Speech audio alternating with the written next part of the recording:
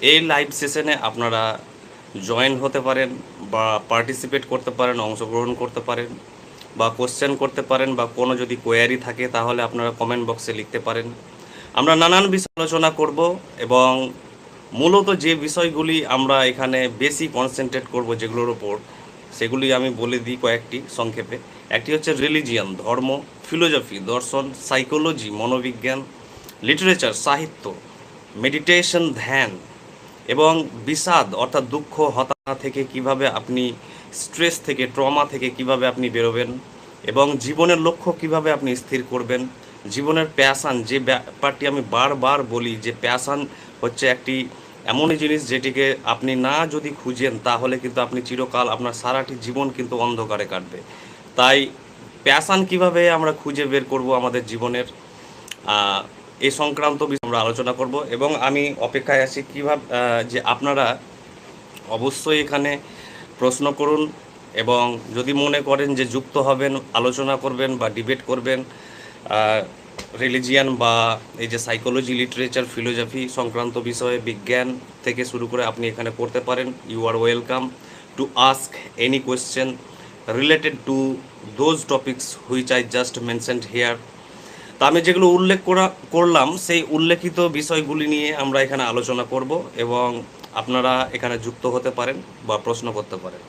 তা আমরা দেখব যে রিলিজিয়ান যে ব্যাপারটি আমাদের বুঝতে না পারার ফলে, আপনি আস্তিক হন বা নাস্তিক, আপনি যেই হন, রিলিজিয়ান ব্যাপারটি বুঝতে না পারার জন্য সমাজে ধরুন আজ এক ধরনের অদ্ভুত ধরনের অস্থিরতা, সাম্প্রদায়িকতা বা অসহিষ্ণুতার জন্ম হয়েছে, বিবাদ, কলহ, বিভাজনের জন্ম হয়েছে, এবং এই রিলিজিয়ানকে নিয়ে পলিটিসাইজ করা হচ্ছে। ধরুন রাজনৈতিক মুনাফা অর্জন করছেন যারা, ধরুন যেসব রাজনৈতিক নেতৃত্বরা আছেন, ধরুন যেমন তারা তাদের কায়েমি স্বার্থ বা ক্ষমতাকে বজায় রাখার জন্য রিলিজিয়ানকে ব্যবহার করছেন, এবং এর ফলে গোঁড়ামি, অর্থোডক্সি, ফান্ডামেন্টালিজম, মৌলবাদ কিন্তু দিন দিন হু হু করে বাড়ছে, এবং সমাজে এক ধরনের অস্বস্তি এবং একটি অস্বাস্থ্যকর পরিবেশ সৃষ্টি হচ্ছে। এই জন্য আমাদের যদি ফ্রি আলোচনা আপনারা না করেন, জ্ঞান অন্বেষণ না করেন, এবং গভীর থেকে গভীরতম জগৎকে যদি আপনি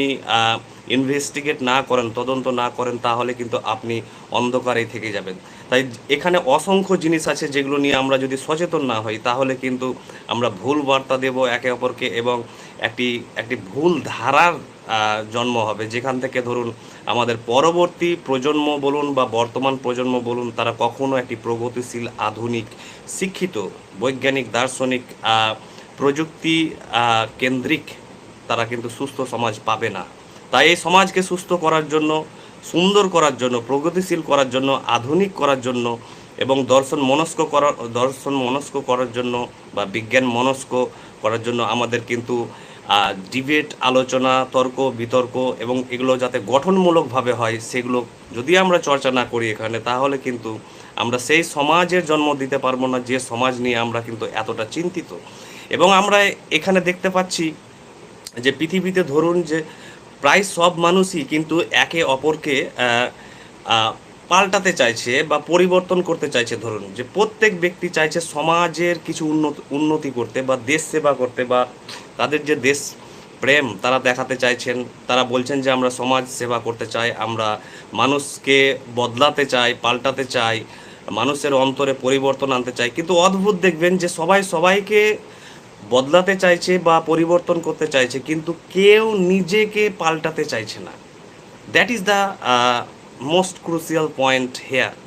সবচেয়ে গুরুত্বপূর্ণ বিষয় হলো যে মানুষ, আমরা অপরকে বদলাতে চাইছি। আমি বদলাতে চাইছি মুসলিমদের, মুসলিম বদলাতে চাইছে হিন্দুদের, হিন্দু বদলাতে চাইছে খ্রিশ্চানদের, বামপন্থীরা বদলাতে চাইছে ডানপন্থীদের, ডানপন্থীরা বদলাতে চাইছে বামপন্থীদের, নাস্তিকরা বদলাতে চাইছে আস্তিকদের, আস্তিকরা বদলাতে চাইছে নাস্তিকদের, এবং এইভাবে ধরুন একজন আর একজনকে বদলাতে চাইছে বা পাল্টাতে চাইছে। কিন্তু অদ্ভুত ব্যাপার, কেউ নিজেকে বদলাতে চাইছে না, তাই পৃথিবী কোনো দিনই বদলাবে না বা পাল্টাবে না।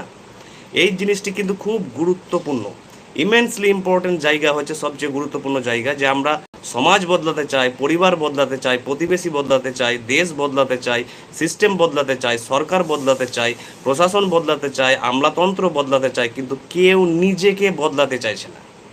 অর্থাৎ নিজে যেমন আছেন তিনি, স্বার্থপর বলুন, লোভী বলুন, প্রতিযোগী বলুন, অসচেতন বলুন, তিনি সেইভাবেই থেকে যেতে চাইছেন, কিন্তু তিনি অপরকে বদলাতে ব্যস্ত এবং নিজেকে কখনো বদলাতে চাইছেন না। That is the tragedy. এটা হচ্ছে আমাদের সবচেয়ে দুঃখের বিষয়, যে আমরা নিজেকে কেউ বদলাতে চাইছি না। আমরা চাইছি পৃথিবী বদলাক, সিস্টেম বদলাক, রাজনীতি বদলাক, সবাই বদলাক, পুলিশ প্রশাসন আমলা সবাই চেঞ্জ হোক, সিস্টেমে পরিবর্তন আসুক, কিন্তু কেউ নিজেকে চেঞ্জ করতে চাইছেন না। তার জন্য গান্ধীজি বলছেন, মহাত্মা গান্ধী, যে be the change that you want. অর্থাৎ আপনি যে পরিবর্তন চাইছেন সমাজে, সেই সমাজে পরিবর্তনের আগে আগে নিজেকে বদলান। অর্থাৎ আপনি তো নিজে স্বার্থপর, আপনি তো নিজে অসহিষ্ণু, আপনি তো নিজে সাম্প্রদায়িক, আপনি তো নিজে অস্থির, আপনি তো নিজে চঞ্চল, আপনি তো নিজে ভীত, এবং তাহলে আপনি অপরকে কিভাবে বদলাবেন? অপরকে কিভাবে ভালো মানুষ বা সুন্দর মানুষ তৈরি করবেন? সমাজ বলতে আপনি নিজে, তো আপনি নিজেকে দিয়ে আগে শুরু করুন। তাই মহাত্মা গান্ধী বলছেন যে be the change that you want in the system. অর্থাৎ সিস্টেমে যদি পরিবর্তন আনতে হয়, তাহলে সর্বপ্রথম যেটা করণীয় সেটা হচ্ছে যে নিজেকে আগে বদলান। নিজেকে বদলানো মানে হচ্ছে যে নিজের জ্ঞান সম্প্রসারণ করুন, নিজের দৃষ্টিভঙ্গি চেঞ্জ করুন, আপনার আলোচনা তর্ক বিতর্ককে গঠনমূলক করুন, সহিষ্ণু হন, টলারেন্ট হন অপরের প্রতি, এবং সাম্প্রদায়িকতা থেকে মুক্ত হন, গোঁড়ামি থেকে মুক্ত হন, মৌলবাদকে বিদায় জানান। এইসব কেউ করতে চাইছে না। সবাই চাইছে যে অপর ব্যক্তিরা বদলাক, আমাদের বদলানোর কোনো প্রয়োজন নেই। তাই এই সমাজ কোনো দিনই বদলাবে না। আজ যদি ধরি 20,000 বছরের ধরুন এই যদি সভ্যতা ধরি, মানবীয় সভ্যতা, এই মানবীয় সভ্যতায় সবাই বদলাতে চাইছে অপরকে, কিন্তু কেউ নিজেকে বদলাতে চাইছে না। যার জন্যই সমাজ কিন্তু পাল্টাচ্ছে না, বা সমাজে পরিবর্তন আসছে না। কেন? এর কারণই হচ্ছে যে কেউ নিজেকে বদলাতে চাইছে না, সবাই ব্যস্ত অপরকে পাল্টাতে।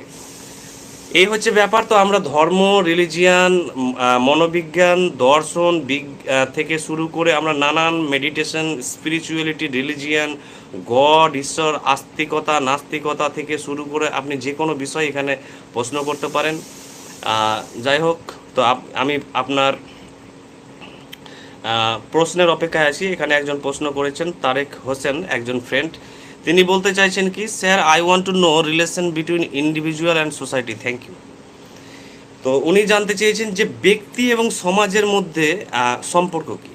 ব্যক্তি বলতে ধরুন আমরা প্রত্যেকে একজন ব্যক্তি, অর্থাৎ ইন্ডিভিজুয়াল, এবং সোসাইটি হচ্ছে একটি সামগ্রিক কিন্তু অস্তিত্ব, একটি সামগ্রিক সংগঠনের মতো, বা একটি কর্পোরেটের মতো, বা একটি অর্গানাইজেশনের মতো।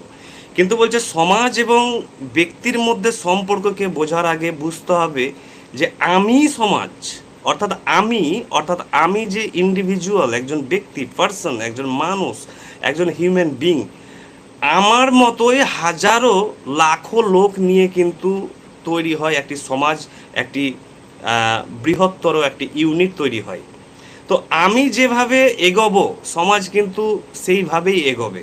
অর্থাৎ আমার সম্পর্কটা হচ্ছে দুটো স্তর এখানে আমরা যদি ভাগ করি। একদিকে হচ্ছে অন দ্য ওয়ান হ্যান্ড একটি হচ্ছে ইন্ডিভিজুয়াল, আর একটি হচ্ছে অন দ্য আদার হ্যান্ড হচ্ছে অপরপক্ষে হচ্ছে কালেকটিভ লেভেলে হচ্ছে সোসাইটি।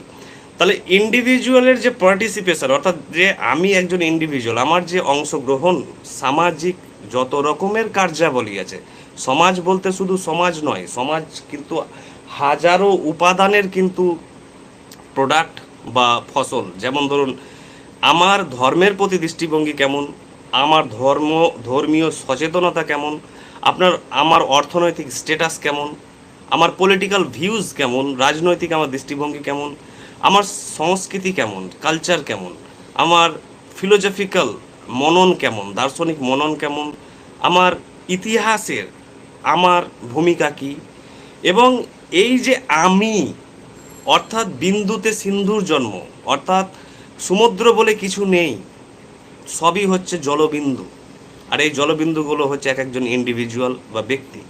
তাই এই জলবিন্দু নিয়ে কিন্তু তৈরি হয় কিন্তু একটি বিশাল ব্যাপক অসীম কিন্তু সমুদ্র। তাই প্রত্যেকটি জলবিন্দু কিন্তু গুরুত্বপূর্ণ, কারণ সমুদ্র বলে আলাদা কোনো কিছুর অস্তিত্ব নেই, আছে শুধু ব্যক্তির অস্তিত্ব, ইন্ডিভিজুয়াল ওয়াটার ড্রপের অস্তিত্ব। তাই ওয়াটার ড্রপ যেমন হবে তেমনই কিন্তু সমুদ্রের জলের কোয়ালিটি হবে। তাই প্রথমেই চেঞ্জ করতে হবে নিজেকে, কারণ আমি যা করব তাই সমাজকে অ্যাফেক্ট করবে, প্রভাবিত করবে, নিয়ন্ত্রণ করবে। তাই সমাজের কিন্তু তার ইথোস হয়ে দাঁড়াবে, অর্থাৎ আমরা যেটা বলি ওয়ার্কিং কালচার হয়ে দাঁড়াবে। সমাজের যা স্পিরিট যেটা বলি আমরা, সমাজের যে স্পিরিট অর্থাৎ তার যে মেন মেন যে চালিকা শক্তি, এই চালিকা শক্তিতে আমার যে অবদান এবং আমার মতো ব্যক্তির মতো ইন্ডিভিজুয়ালের মতো যে আরও হাজার হাজার ব্যক্তির যে অবদান, সেই অবদান একত্রে, অর্থাৎ তারা কিন্তু সেপারেটলি অংশগ্রহণ করছে, সেপারেটলি অংশগ্রহণ করছে, এগুলোকে বলা হয় কনস্টিটিউয়েন্ট, অর্থাৎ উপাদান। গঠনে কোনো কিছু গঠন করার ক্ষেত্রে এগুলো উপাদান হিসাবে অংশগ্রহণ করছে। এই উপাদানগুলোর প্রকৃতি, স্বরূপ, বিবর্তন, কার্যাবলী যেমন হবে, সমাজের কিন্তু অতীত, বর্তমান, ভবিষ্যৎ তেমন হবে। কারণ সমাজ বলে আলাদা, ভিন্ন, স্বাধীন